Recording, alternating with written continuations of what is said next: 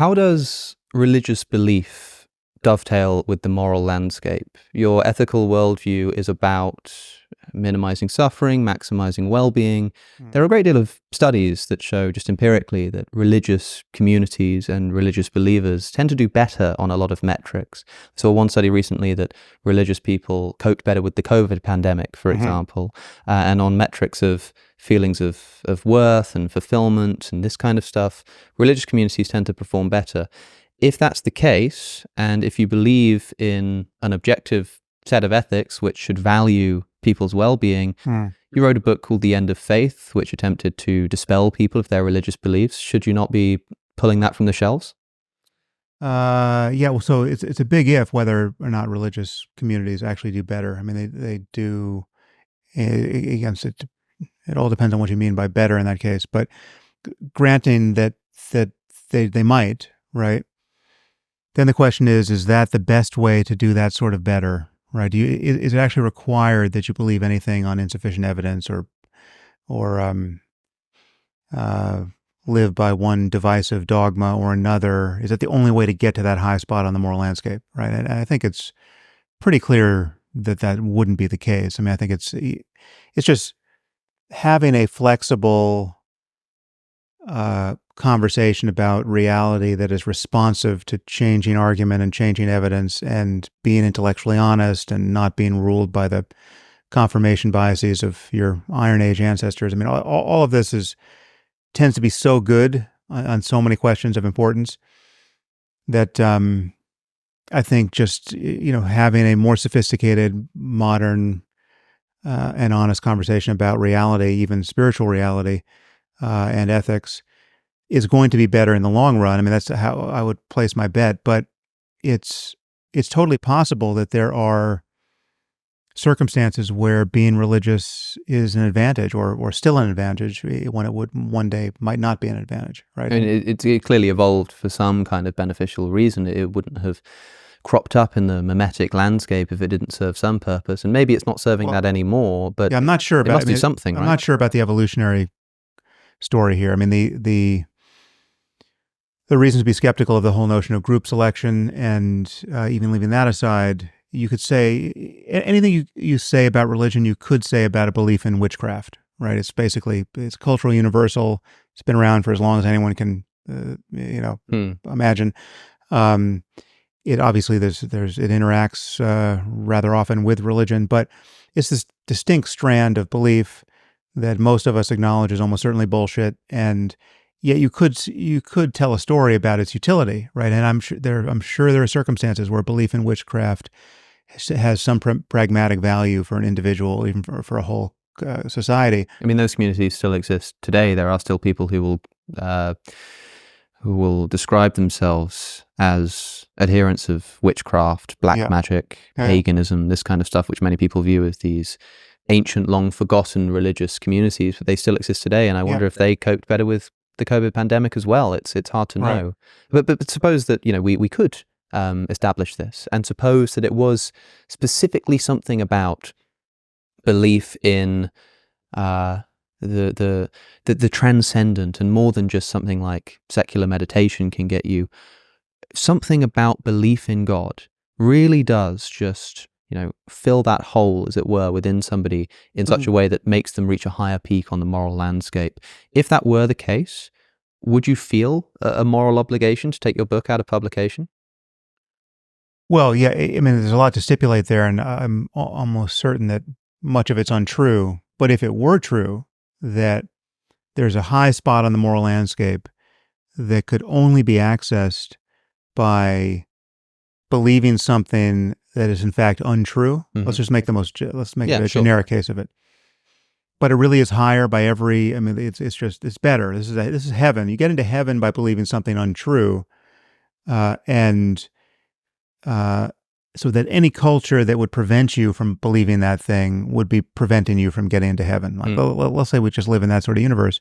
Yeah, then I would say that there's a truly useful fiction that we would want, which is to say, well-being supersedes any narrow fixation on knowledge per se, right? And the flip side of this is there are some things that are dangerous to know and understand correctly that I think we shouldn't know and understand correctly, or at least we shouldn't promulgate that knowledge to all of Nuclear humanity. codes. Exactly. Like, the weaponizing smallpox, I think it's bad to publish the recipe. We don't want to do that. And 3D printed, you know. Exactly. I mean, if there's some technology viruses. that we could understand, it was one of Nick Bostrom's black balls, right? Like you pull pull balls out of the urn of invention. There are white ones that are all good. There are gray ones that have dual use. It's like nuclear technology. You can get energy and you also get bombs. And then on his, in his thought experiment, there are black ones, which the mere discovery of the idea or the technology is synonymous with just the ruination of everything. It's just, and he gives many examples of things that could have been black balls but weren't. Like, if splitting the atom was just much, much easier than it in fact is, if you could split it by just taking 2 panes of glass and some sand and, putting them together in a microwave oven, and you'd get a thermonuclear device, in that case, fusing the atom, we would just expect all of our cities to just go up in mushroom clouds more or less by the end of the day, right? Because there's always going to be some psychopath who wants to do that and who's suicidal. So it's just very lucky that we haven't found that thing. So yes, if that thing is out there, that's a species of knowledge we don't want, right? And so this is just another form of that argument, right? So when you said a second ago that you don't believe that religion, or at least it might not be the best way of providing the thing that people are clearly getting out of religion. All these studies that say that well-being is served by religious belief, it might not be religious belief itself intrinsically that's doing that. If not that, then what is it? What is the element of religious belief that tends not to be present in, say, an atheist's thinking? Well, community is a huge variable. I mean, having a place to go on Sundays that is out of the usual orbit of your just kind of selfish striving for mundane things, 6 other days a week, a time where you and your family have decided to join with other families to consciously apprehend or consider something that is profound, that, we could provide a secular version of that I think would be beautiful and worth providing, that I think would answer to the same needs and produce even better consequences. It presumably would be in touch with real truths that are not divisive, that are not causing people to join various warring tribes, etc. But we don't have that now. We don't have a secular alternative to that. Why not? I mean, if it seems so obviously beneficial, I think even if you asked any given atheist on the street, do you think it's a good thing to sort of all get together and just collectively reflect on the things that you value and the things you're grateful for? I think everyone would say, yeah, sure. So why aren't we doing it? Maybe it's because belief in a creator God gives you that feeling that, there's some reason that I really need to be there. Even on the days I don't really feel like it, you have that sort of prescription that doesn't exist on its own motivation for its own sake. People don't have that level of motivation. In other words, it's not just that people are getting together.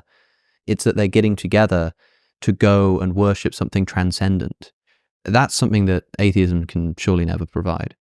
Well, I think it can. I mean, the transcendent is a slightly different adjective in that case. But what I think I'm talking about when I talk about the nature of consciousness and what can be experienced there beyond the sense of self, right? Like the illusoriness of the self. That whole conversation that I took up in my book, Waking Up.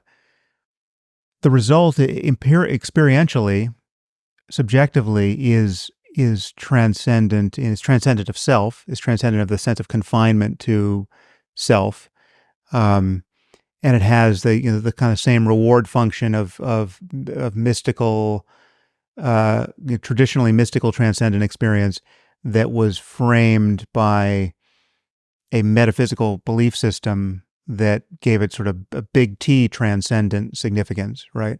I'm not indulging really in any metaphysical speculation when I talk about the character of these experiences. I'm really agnostic as to what, I'm agnostic as to how consciousness is arising based on the physics of things, and I'm agnostic as to what we could ultimately understand about reality based on introspection beyond just what it's like to be us. I mean, I think introspection gives you a fine, the more trained you are and the more aptitude you have for paying attention to the character of experience moment to moment, the more you can notice about experience.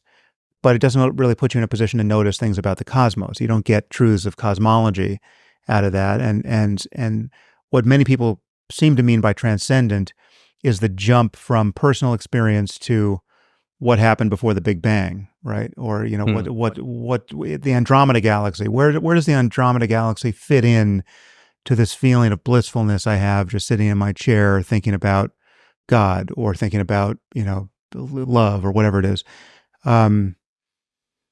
And I'm saying you don't have to make that jump, even if that jump could, based on certain experiences, sometimes seem warranted, right? Like it's possible to have experiences in meditation or on various psychedelic drugs where, you close your eyes and rather than just see a kind of shimmering darkness, that's the kind of the usual sort of iridescence behind your closed eyes. It's not quite dark, but you tend not to pay attention to it. You actually, that space opens up, and as you pay attention to it, it opens up into a realm of mind where there's a lot to perceive, right? It becomes a dreamscape of vivid, of percepts, right? And if some of those percepts became veridical, right, with respect to the cosmos, right, which is a big if, right? But if you could actually close your eyes and see things that then had some intersubjective value in, it's like, whether there are versions of this that have happened. There chemists who have understood the structure of molecules based on a dream, and I mean there are weird stories, right? There are mathematicians, or I think it was Ramanujan, who got various theorems proved to him in a dream by the goddess Lakshmi, right? I mean, it's like I think Keith Richards wrote "Can't Get No Satisfaction" in his sleep. Yeah. It came to him in a dream, but the difference there is that song only has to survive the test of our preferences in a diminished way.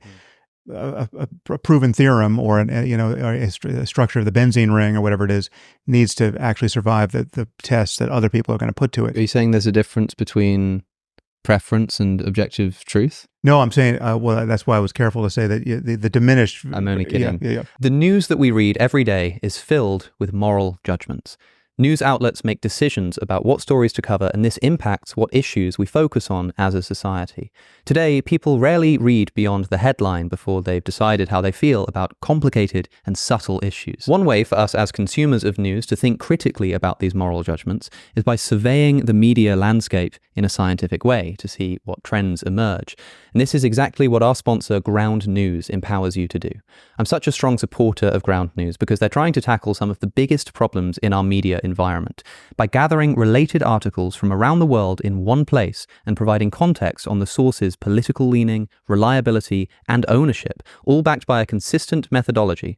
They make it easy to see the moral judgments that seep into reporting on the most important issues facing society. You can try it out and get 40% off by going to ground.news/AlexOC. It means that our views can be based on a comprehensive examination of all available facts, rather than algorithmically curated perspectives that align with our pre-existing beliefs. That's exactly why Ground News offers a blind spot feed to show readers stories that they might be missing based on their own biases. I really can't recommend Ground News enough, and I hope that this is how we'll all be reading the news in the future. Go to ground.news/AlexOC for 40% off their unlimited access Vantage plan, the same one I use. Thanks to Ground News for sponsoring this video. If you enjoyed that clip, then you will love the full episode with Sam Harris, which you can watch by clicking right here. Or just stay here, staring at my face. Go on, click it, don't make it weird.